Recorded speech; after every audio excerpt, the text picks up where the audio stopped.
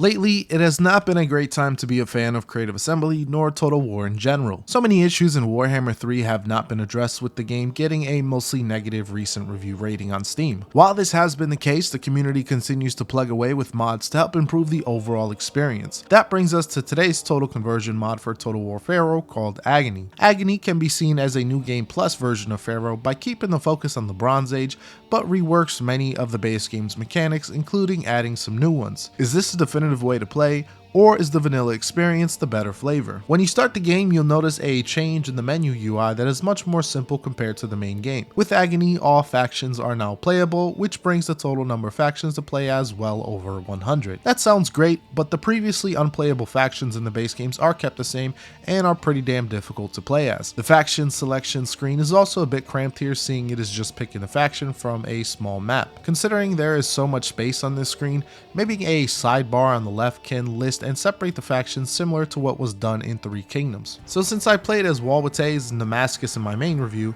I've decided to play as Aetolia, headed by Achilles, as well as Troy. This will be a bit different than the troops down south, as we will be focused on the good old Hoplite unit. There are a lot of changes to the campaign mechanics to go over, but we should first talk about the battle mechanics. The first thing you'll realize is that you're no longer able to wait out for better weather. Instead, you'll have to deploy despite the conditions. Once you set up and deploy your troops and begin the battle, you'll notice how the battle plays from a more realistic perspective, meaning you're given much less to work with from a informational standpoint. The UI is much smaller and is far harder to spot enemies. While it is smart to hide in the trees to get a stealth advantage, this lowers your own unit's ability to spot enemies themselves. The best strategy I found is to have a majority of your army in the trees while having one or two out in the open for scouting and recon purposes. It's definitely a change to the standard formula that isn't necessarily better, but adds a fun diversion and a change of pace regardless. Because of the way recruiting works, most of your units will consist of infantry and archers. Playing as a Greek faction, this isn't too big of an issue since we have many heavy infantry units to play with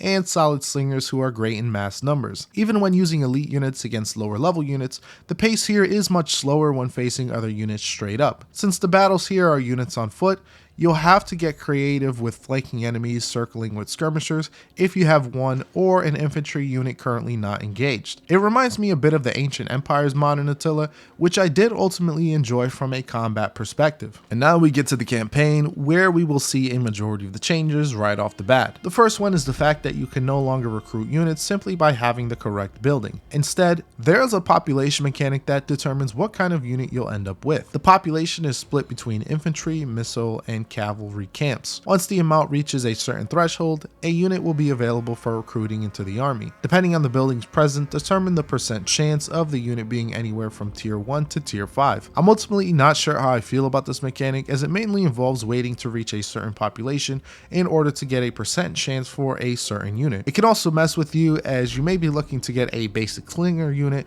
but end up with a legendary archer that you can't afford to bring with you. I somewhat get the logic here, but for a mod based off of realism, this feels very RNG. Population is also tied to unit replenishment. Outside of the general unit, the other units within an army do not replenish their unit in a traditional sense. Instead, they must wait for the population numbers to replenish the troops every turn. This can make the pace of the campaign quite tedious, as you'll be waiting multiple turns to resume the offensive. The best way I found to deal with this issue is to merge troops or even disband them if the numbers are too low. Regardless of the amount of troops within a unit, you'll always be paying full upkeep, so it may be more economically feasible to get rid of them. And since I mentioned upkeep, we should talk about the resources. Oddly enough, the big selling point was the fact that bronze has been split up into what is ultimately made it up of, which is copper and tin. I quite like this change specifically, as it better represents the Bronze Age economy. This means a heavier reliance on trade and bartering, as some regions in the world provide copper,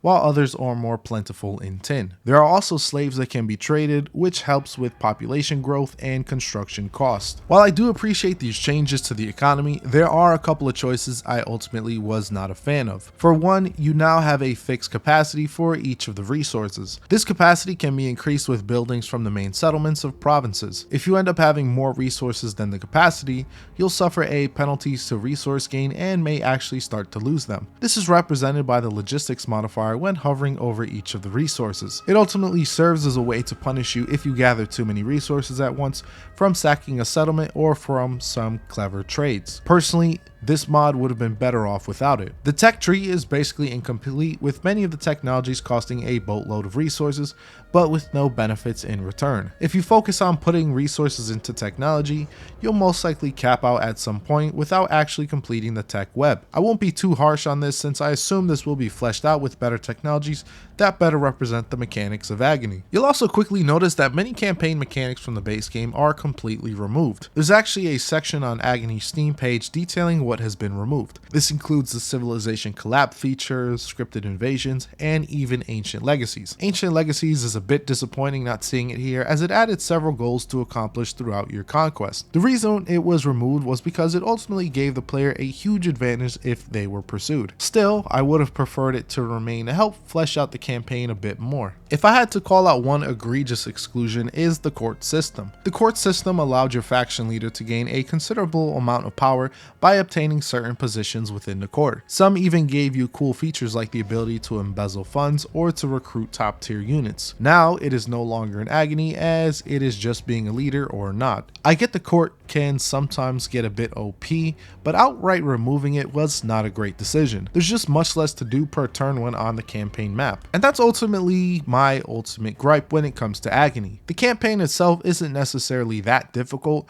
but it just moves way too slow. Since resource gain gets slowed by your capacity and you only have so many building slots to play with, most of your turns will be spent bartering or skipping a turn to wait for the resources to come in and finally build something. Battles aren't too bad if you know what you're doing and play intelligently, but it just gets tedious since you'll have to play every battle to minimize casualties with how bad the auto resolve is here. I also didn't notice this at first glance, but there are some alterations made within the overall presentation. For one, the colors are muted compared to the base game. This makes nighttime especially murky and hard to see. There seems to have been some talk to switch between the vanilla style and the Agony one, but no update has been made. And there's other small changes I can talk about, like the slight changes to leveling up generals and the supply system, but I think this is a good place to stop. Overall, I do appreciate the work that has gone into Agony, but I find it hard to recommend compared to the base game. For the positives, I do like the separation of bronze into copper and tin,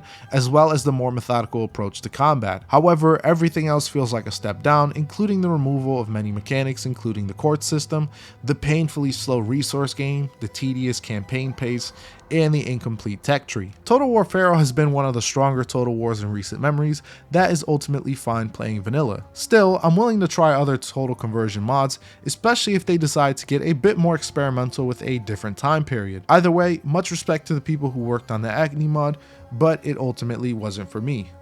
Thank you all for watching as always, and this is Powerhouse, signing off.